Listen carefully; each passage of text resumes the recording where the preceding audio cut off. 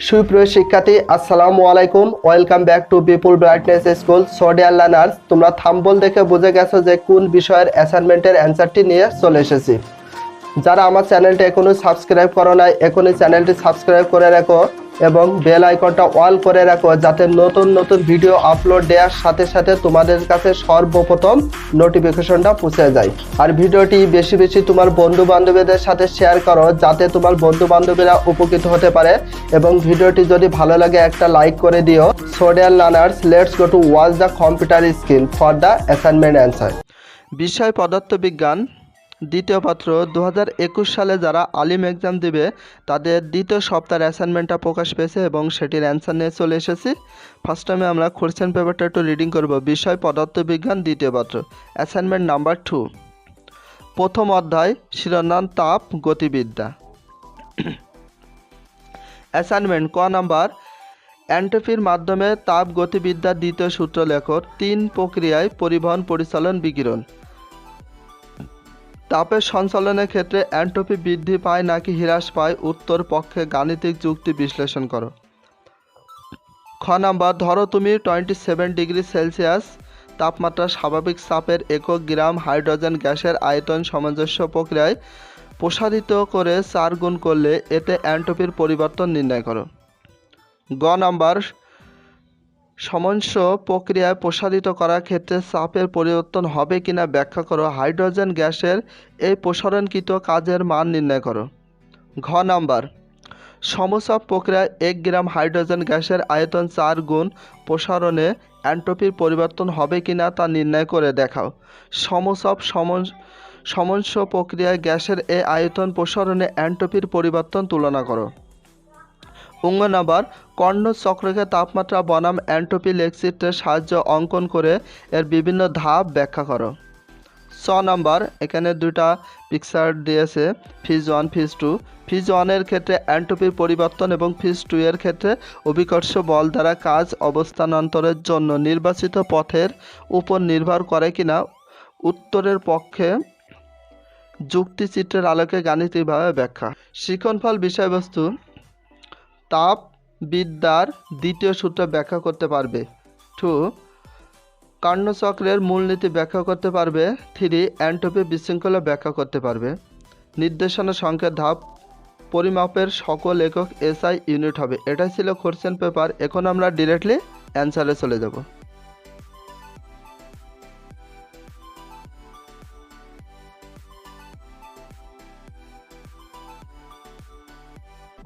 ক নাম্বার প্রশ্নের উত্তর, এন্ট্রপির মাধ্যমে তাপ গতিবিদ্যার দ্বিতীয় সূত্রটি হলো, প্রকৃতির সকল ভৌত অথবা রাসায়নিক ক্রিয়া এমনভাবে সংগঠিত হয় যে যার ফলে সার্বিক ব্যবস্থার এন্ট্রপি বৃদ্ধি পায়। নির্দিষ্ট সীমার মধ্যে একটি প্রত্যবর্তী প্রক্রিয়া এন্ট্রপি অপরিবর্তিত থাকে।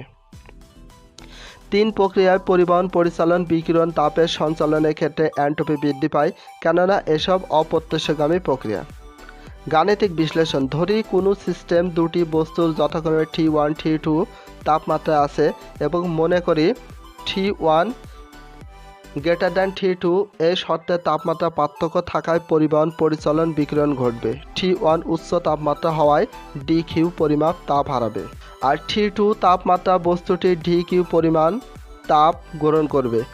গরম বস্তু কর্তৃক হারানো entropy dQ minus dQ by T1, শীতল বস্তু কর্তৃক হারানো গৃহীত entropy equal plus dQ by T2।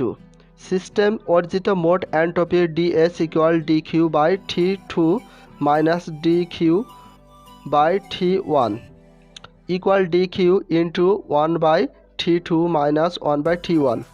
T1 greater than T2, তাই 1 by T1 smaller than 1 by T2। T1 greater than T2 হলে dS ঋণাত্মক রাশি, অর্থাৎ এন্ট্রপি বৃদ্ধি পায়। সুতরাং পরিবহন, পরিচালন, বিকিরণ প্রক্রিয়ায় তাপ সঞ্চালনের ক্ষেত্রে এন্ট্রপি বৃদ্ধি পায়। গাণিতিকভাবে দেখানো হলো। খ নাম্বার প্রশ্নের উত্তর দেওয়া আছে, T equal 27 degree Celsius equal 27 plus 273 K equal 300 K। V1 equal V, V2 equal 4V। H2 গ্যাসের জন্য মৌল সংখ্যা N ইকুয়াল 1/2 ইকুয়াল 0.5 মোল, R ইকুয়াল 8.314 যে মোল -1 K -1। সমস্ত প্রক্রিয়ায় DU ইকুয়াল 0 মেয়ারের প্রকল্প, সেক্ষেত্রে DQ equal DW, DQ equal DW equal W equal nRT ln V2/V1। সমস্ত প্রক্রিয়ায় কর্তৃক কাজ W ইকুয়াল 0.5 ইন্টু এখানে এগুলো হচ্ছে মান বসানো হয়েছে, বসানোর পরে ক্যালকুলেশন করে হয়েছে 107028.85 J। DQ equal 1728.85 J। এন্ট্রপির পরিবর্তন DS equal DQ/T। 7028.85/300 JK -1 5.76 JK পাওয়ার -1। এটা হচ্ছে অ্যান্সার। গ নাম্বার প্রশ্নের উত্তর, আমরা জানি সমস্ত প্রক্রিয়ায় T ইকুয়াল ধ্রুবক, সেক্ষেত্রে V1 ইকুয়াল V2 এগুলো 1 ইন্টু V, এগুলো মান বসে হয়েছে এটা V2 ইন্টু V2-র মান হচ্ছে 4V, বা V2 ইকুয়াল 1/4 ATM। এখানে স্বাভাবিক চাপের ক্ষেত্রে যেগুলো আছে সেগুলো দিয়েছে V1 ইকুয়াল 1 ATM, V2 এটার মান বের করতে বলেছে V1 equal V2 equal 4V। সুতরাং চাপ আগের তুলনায় কমে যাবে, অর্থাৎ চাপের পরিবর্তন হবে। হাইড্রোজেনের গ্যাসের সমস্ত প্রসারণে কর্তৃক কাজ W equal nRT ln into V2/V1, এগুলোর মান বসে হয়েছে এটা ক্যালকুলেশন করে হয়েছে 1728.85 J। এটা অ্যান্সার। ঘ নাম্বার প্রশ্নের উত্তর, আমরা জানি সমচাপের ক্ষেত্রে V ইকুয়াল ধ্রুব, সেক্ষেত্রে V1/T1 ইকুয়াল V2/T2। উপরে V1 এর মান হচ্ছে V2-র মান হচ্ছে 4V, নিচে T1 এর মান হচ্ছে 300, T2 ছিল T2 ইকুয়াল 1200 K। এখানে V1 equal V2 equal 4V, T1 equal 27 degree Celsius বা 300 K। T2 এর মানটা বের করতে বলেছে। কঠিন ও তরলের ক্ষেত্রে আমরা যেমন আপেক্ষিক তাপ S হিসাব করি, কিন্তু গ্যাসের ক্ষেত্রে দুটাই ভাগ আছে। যেহেতু স্থির চাপ বলা আছে প্রশ্নে, তাই আমরা বের করব স্থির চাপ গ্যাসের আপেক্ষিক তাপ CP। আমরা জানি CP minus CV equal R, CP equal CV plus R by L minus 1TR plus R। 8 point ওপরে R এর মানটা হচ্ছে 8.314 বাই 1.4 মাইনাস 1 প্লাস R এর মান হচ্ছে 8.314, টোটাল হচ্ছে 29.01 যে মোল -1 K⁻⁻1। গ্যাসের ক্ষেত্রে এন্ট্রপির পরিবর্তন DS equal NCP ln into T2/T1। DS equal এটার মান বসে হয়েছে 0.5 ইন্টু 29.01 ইন্টু ln, T2 এর মান হচ্ছে 1200 বাই T1 এর মান হচ্ছে 300। খ হতে পায় প্রসারণে এন্ট্রপির পরিবর্তন DS ইকুয়াল 5.76 JK -1। সমস্ত প্রসারণে এন্ট্রপি থেকে সমচাপ প্রসারণে এন্ট্রপি 20.10 মাইনাস 5.76 JK -1 বা 14.34 JK -1 বেশি। এটা হচ্ছে অ্যান্সার। 19 নম্বর প্রশ্নের উত্তর, কর্ণ চক্রের তাপমাত্রা T বনাম এন্ট্রপি S লেখচিত্রের নিচে অঙ্কন করা হলো। T1 ইকুয়াল T2, এটা হচ্ছে টেম্পারেচার T3 T4, এই টেম্পারেচার পিকচারটা তোমরা ড্রয়িং করে নিবা। এন্ট্রপিতে S1 S2, এখানে 1 2 3 4, এটা তোমরা পিকচারটা অঙ্কন করে নিবা।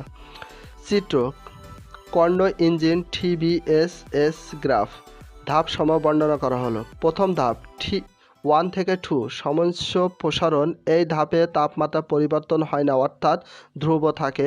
1 বিন্দুতেও যে তাপমাত্রা 2 বিন্দুতেও একই তাপমাত্রা বিরাজ করে, শুধুমাত্র তাপের পরিবর্তন হয় এবং এ ধাপের Q1 পরিমাণ তাপ শোষিত বা গৃহীত হয়, ফলে এন্ট্রপি বৃদ্ধি পায়।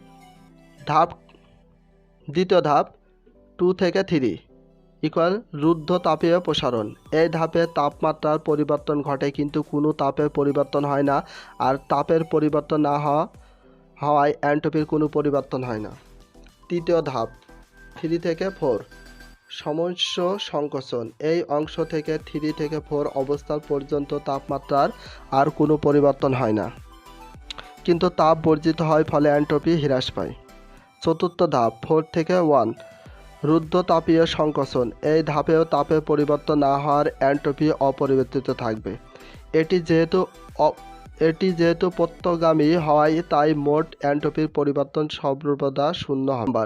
ফেজ 1 এর ক্ষেত্রে এই পিকচারটা তোমাদের রয়েছে কোশ্চেন পেপারে রয়েছে, তোমরা একটু ভালো করে দেখে ড্রয়িং করে নিও।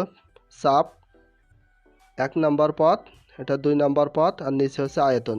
ফেজ 1 ধরি একটি বস্তু এ অবস্থা হতে বি অবস্থায় 1 নম্বর পথে গিয়ে পুনরায় বি অবস্থা হতে 2 নম্বর পথে এ অবস্থায় ফিরে এলো। সম্পূর্ণ পরিবর্তনের জন্য এন্ট্রপি পরিবর্তন বি ডিএস 1 প্লাস এ ডিএস 2, কিন্তু পথ দুটি দ্বারা একটি প্রত্যক্ষগামী চক্রের সৃষ্টি হয়েছে। এ চক্রের জন্য এন্ট্রপির মোট পরিবর্তন শূন্য। B DS 1 plus A B DS 2 equal 0।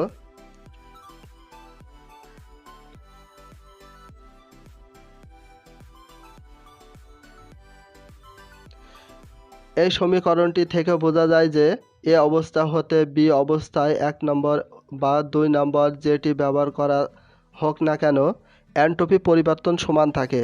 অতএব এন্ট্রপি পরিবর্তন পথ নির্ভরশীল নয়। ফেজ 2 এর ক্ষেত্রে এই পিকচারটা তোমাদের কোশ্চেন পেপারে রয়েছে, তারপরে একটু দেখে নিও। উচ্চতা এইচ, ভূমি নিচে, আর এটা হচ্ছে 1 নম্বর পথ, এটা হচ্ছে 2 নম্বর পথ। ফেজ 2 ধরি এম ভরে একটি বস্তুকে এ বিন্দু হতে উপরের বি বিন্দুতে নিয়ে যাওয়া হলে এতে অভিকর্ষীয় বলের বিপরীত দিক সরানো হয় এইচ। সেক্ষেত্রে কাজ W1 ইকুয়াল মাইনাস mgh। আবার বি বিন্দু হতে এ বিন্দুতে স্থানান্তর করলে অভিকর্ষীয় বলের দিকে সরণ এইচ। এক্ষেত্রে কাজ W2 ইকুয়াল mgh।